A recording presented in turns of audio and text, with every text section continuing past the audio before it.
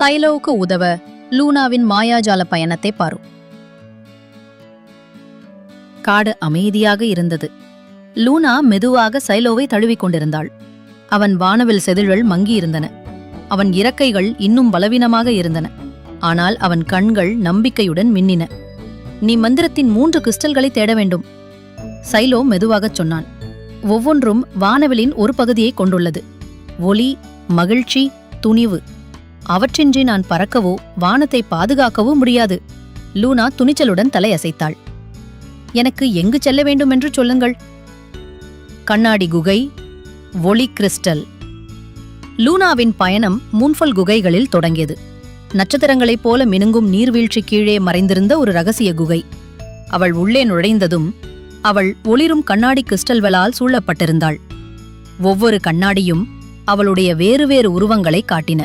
சில துணிவுடன், சில பயத்துடன், சில சிரித்தபடி, சில அழுதபடி. அப்போது ஓர் குரல் எதிரொலித்தது. உள்ளுள்ள ஒளியை காண்பவளே கிறிஸ்டலை பெறுவாள். லூனா அசையாமல் நின்றாள்.